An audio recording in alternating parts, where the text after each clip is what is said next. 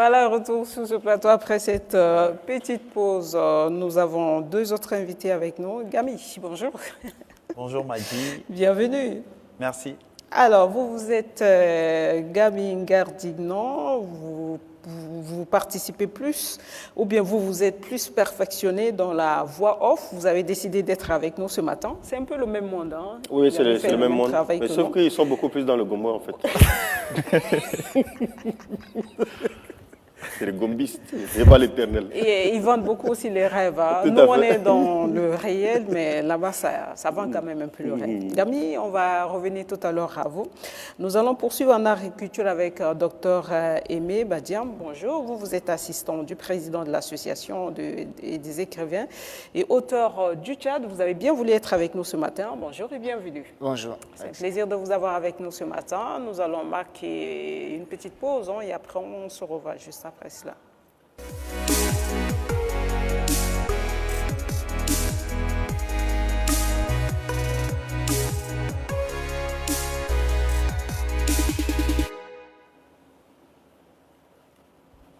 Voilà, en agriculture. Docteur, bonjour. Bonjour.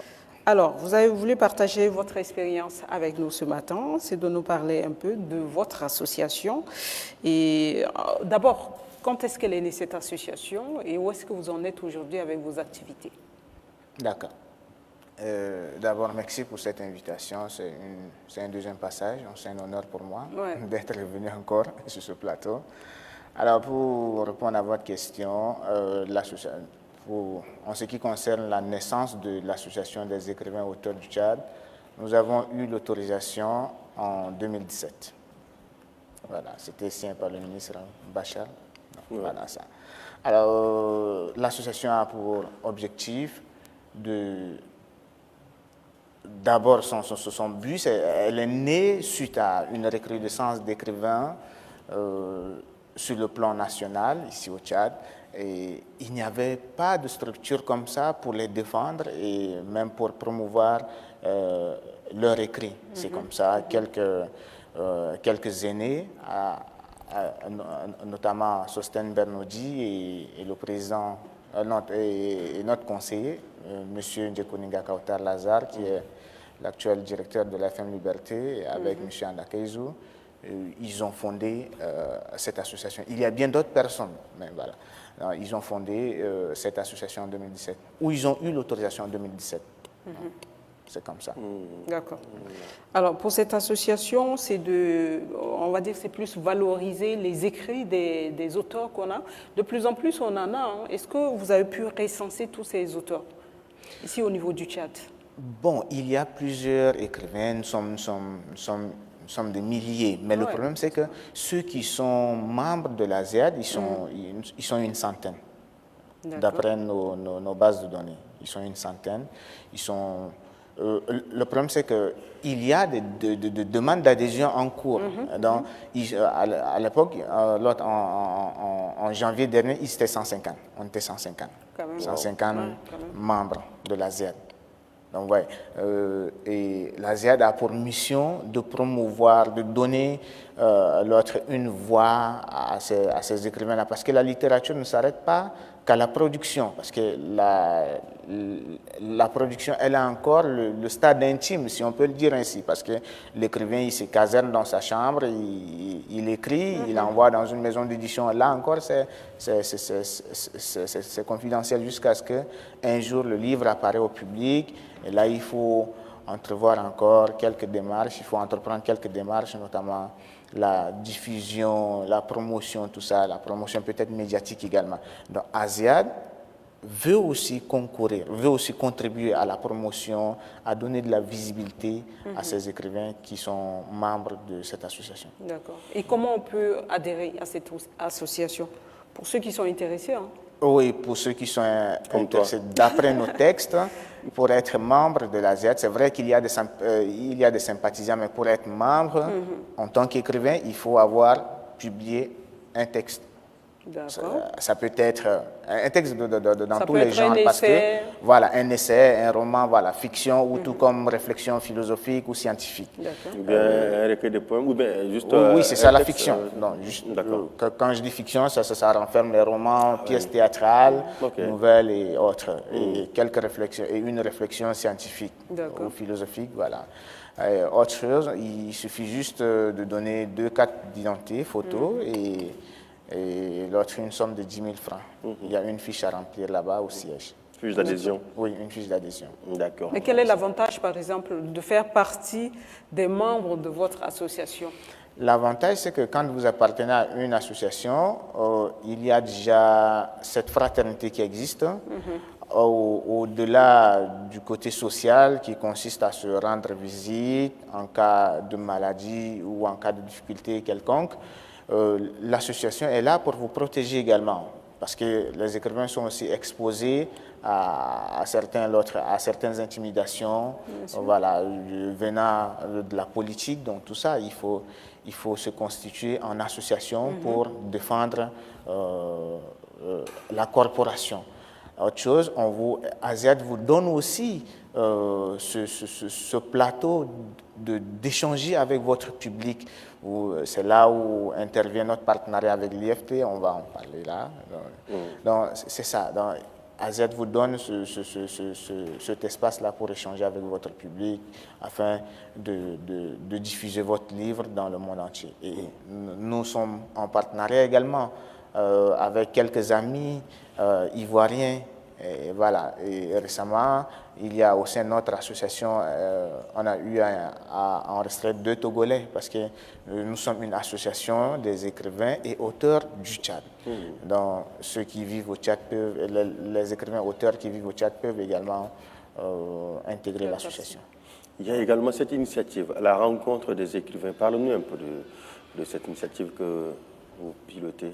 Oui, la rencontre des écrivains, c'est un partenariat élaboré avec l'Institut français du Tchad. Et comme je le disais tantôt, l'objectif, le but même de l'association, c'est l'un de ses buts, c'est d'octroyer une tribune aux écrivains afin d'échanger, afin de diffuser, afin d'œuvrer à la promotion des écrits tchadiens.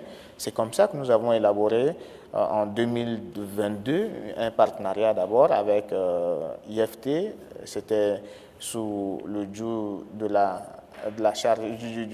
du chargé de la médiathèque Corentin à l'époque. Le partenariat s'intitulait alors Mardi je lis. Après, on a reformé les choses pour en arriver à la rencontre des écrivains sous la responsabilité de l'autre... Pierre? Non, de Marie-Lou. Marie-Lou. ASEAD travaille beaucoup plus avec les chargés de médiathèque. Donc c'est comme ça.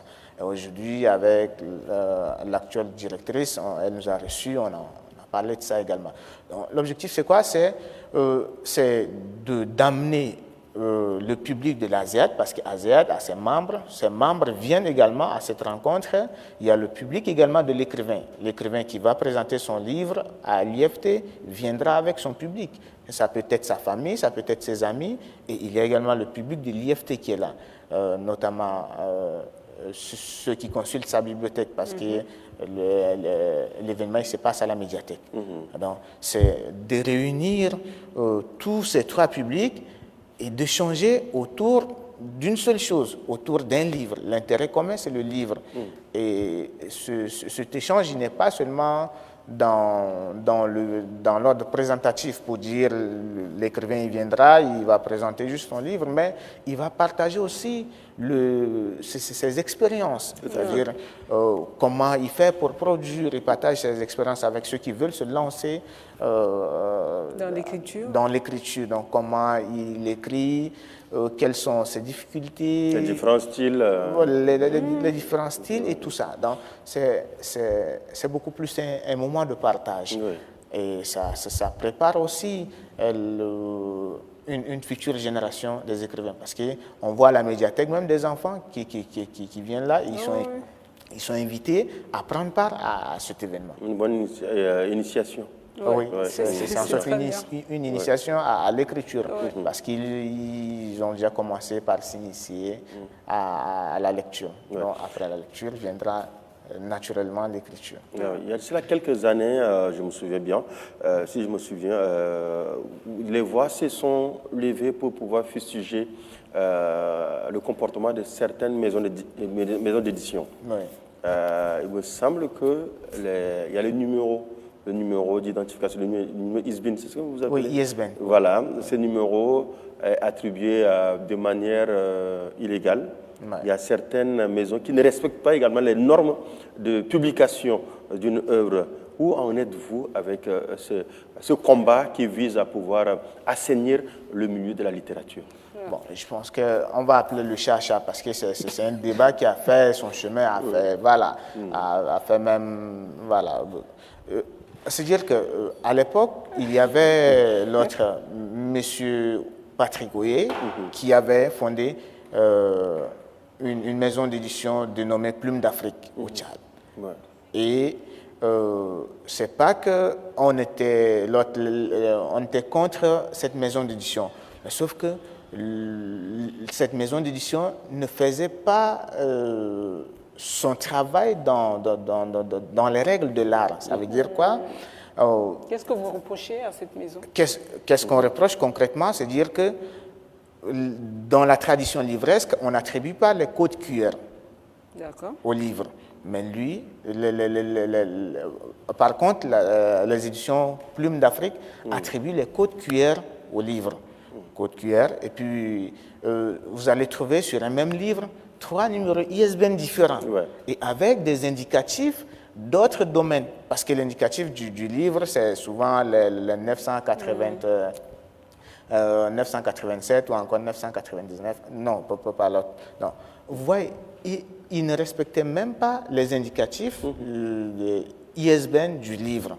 Et au-delà de ça, il y a, du point de vue technique, il est manqué de quelque chose. C'est-à-dire que vous allez trouver derrière un roman, ou on écrit derrière un livre, un roman, mais à l'intérieur, vous allez trouver la mention scène.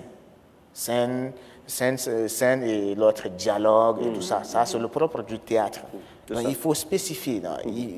Ils étaient complètement dans la confusion en ce qui concerne les genres, les genres littéraires. Alors que ce sont des choses basiques. Les genres littéraires, ce sont les types de textes depuis l'école primaire. Donc, un intellectuel qui se prétend, ou quelqu'un qui se prétend éditeur, ne devrait plus tomber dans cette bassesse. Voilà ce qu'on reprochait. Ça va prêter à confusion même. Hein. Voilà. Ouais. Surtout pour les jeunes qui... Et c'est un danger pour l'école tchadienne, parce qu'un enfant de CM2 va prendre un livre où est écrit un roman, mais à l'intérieur il trouve le dialogue, il trouve que c'est une pièce de théâtre. Oui. Et puis il y a des romans également qui étaient truffés de fautes. Oui. Truffés de fautes, voilà. Même déjà au titre, on voyait. C'est un manque de respect vis-à-vis du lecteur. Du lecteur, oui. Voilà. Donc c'est comme ça. C'est l'induire encore 2 fois en erreur. Tout à fait. Voilà. Donc ce qu'on demandait aux éditions Plume d'Afrique à l'époque, c'était juste de se conformer aux règles de l'art. Rien d'autre que cela. Aujourd'hui, les Tchadiens ont pris conscience, mais le Tchadien, parfois, il est indéfendable aussi. À l'époque, quand on avait lancé cela, beaucoup se sont jetés contre nous, que c'est une histoire de jalousie et de quoi. Mais AZ, en tant qu'institution, n'a pas à être jaloux d'une autre institution ou encore d'un individu quelconque. Donc, voilà ça. Mais quelquefois, avant de critiquer aussi, il faut prendre le soin d'écouter la revendication de la personne avant d'agir. Quelquefois, on agit comme ça parce qu'on a peut-être... on se sent visé. Tout à fait. Ou soit on connaît Magie, on critique Magie, automatiquement on doit la défendre. Et je crois que c'est ça. Magie, il y a également le phénomène de l'intelligence artificielle. L'emploi de l'intelligence artificielle dans l'écriture ou bien dans la littérature. Est-ce que ce n'est pas un danger pour l'écrivain? C'est quoi? On peut dire quoi? C'est la magie du siècle, hein? Bon, ma réponse va être nuancée. Je risque de vous décevoir peut-être, mais en tout cas, je l'assume. C'est dire que l'intelligence artificielle en soi, ce n'est pas un péché, ce n'est pas un mal de l'utiliser dans la littérature. Maintenant, il y a des étapes dans lesquelles on peut utiliser l'intelligence artificielle. Aujourd'hui, par exemple, vous allez prendre le Robert Correcteur, un logiciel de correction de texte ou encore Antidote. Ce logiciel coûte extrêmement cher, alors que vous avez l'intelligence artificielle à votre portée. Vous pouvez l'utiliser, ne serait-ce que pour corriger le texte.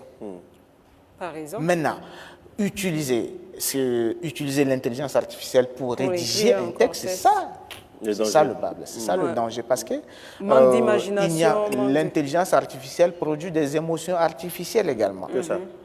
Il n'y a que l'intelligence humaine qui peut produire des émotions humaines et qui connaît mieux le chat. Parce qu'une intelligence artificielle ne viendra jamais m'expliquer le chat mieux que moi-même. Parce que je suis tchadien, je vis au Tchad, et puis voilà, tout ça. Alors, et voilà, le danger d'utiliser l'intelligence artificielle, surtout pour ceux qui se jettent dans l'écriture, c'est quoi? C'est qu'on peut un jour, le titre d'écrivain, c'est un titre lourd, difficile à porter. On peut un jour vous inviter à animer un atelier d'écriture. Vous n'avez jamais écrit un texte parce que votre texte a été produit par l'intelligence artificielle, généré par l'intelligence artificielle. On vous demande d'enseigner à quelques étudiants ou à quelques élèves ce que c'est que le roman, comment écrire un roman, comment écrire une nouvelle, comment vous allez vous tenir. C'est ça. Au lieu de former, vous allez déformer les gens. Vous allez déformer les gens. Et c'est de ça qu'il s'agit.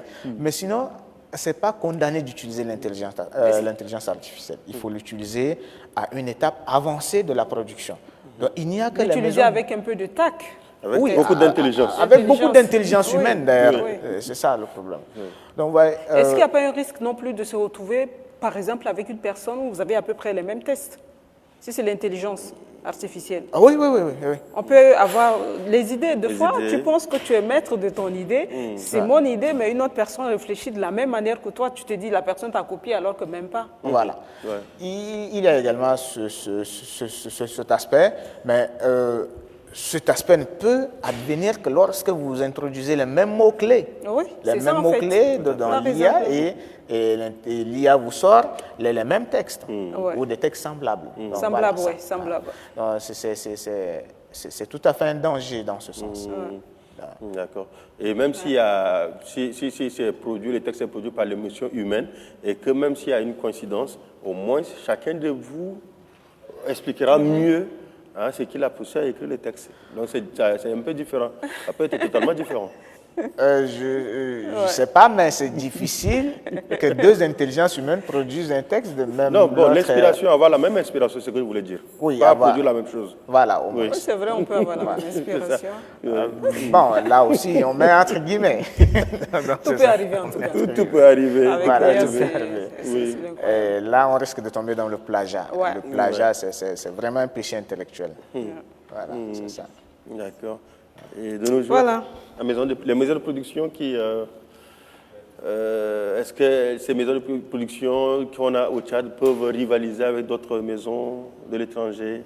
On peut rester ici au Tchad et produire un livre sans problème? Et sur les différentes étapes, production, distribution et commercialisation, ça va de pair avec la distribution quand même. Oui. Je pense que je vais encore une fois de plus vous décevoir parce que je disais il y a quelques mois au CEFOD lors de journées de réflexion de l'ASEAD, je disais ce qui suit, je dis il n'appartient pas à une maison d'édition de vous sortir un texte extraordinaire. Donc, ce qui fait le texte, c'est l'écrivain qui fait le texte. Imaginez, vous arrivez, vous êtes artiste, musicien, vous arrivez avec un manque de talent au studio, ce n'est pas à votre arrangeur de vous sortir quelque chose de magique. Donc, l'écrivain doit s'arranger à travailler, à retravailler plusieurs fois son texte, à demander la lecture des uns et des autres, de ses pairs. Moi, par exemple, j'ai comme tradition de faire lire 10 fois mon texte avant de l'envoyer dans une maison d'édition. Quand D'accord. c'est comme ça, lui, l'éditeur, il a moins de tâches. Il vient, il comble les vides qui sont légers. En fait, il essaie juste de revoir un peu le contexte. De chercher à perfectionner le texte. Ça. Maintenant, il le fait, vous sortez un texte de qualité. Mais avant tout, il faut que vous soyez bagagé. L'écrivain doit connaître son genre. Je veux produire un texte dans le genre théâtral, je dois me documenter. D'accord. Avant de produire un texte allant dans ce sens. Maintenant, l'édition tchadienne, il faut le dire. Oui. On va dépasser le timing. Ok, mais l'édition tchadienne est encore rudimentaire. Vous allez voir que récemment, on a eu un sien de partenariat. ASEAD a aidé plusieurs maisons d'édition tchadiennes à signer un partenariat avec la grande maison de distribution, l'autre African Books Collective. Donc, j'étais l'une également des principales voix. On a pu signer un partenariat avec la grande maison d'édition, la grande maison de distribution, ce qui fait qu'aujourd'hui, vous allez trouver en ligne des œuvres tchadiennes consultables ou encore achetables en ligne. C'est ce qui n'était pas le cas à l'époque. Merci beaucoup, M. Badian. Merci. Merci beaucoup. Il y a beaucoup à dire. Ouais, on espère revoir une autre fois sur ce plateau. On est vraiment pris par le temps. Merci. Et donc, on va se poser un peu avant de revenir à Macalex.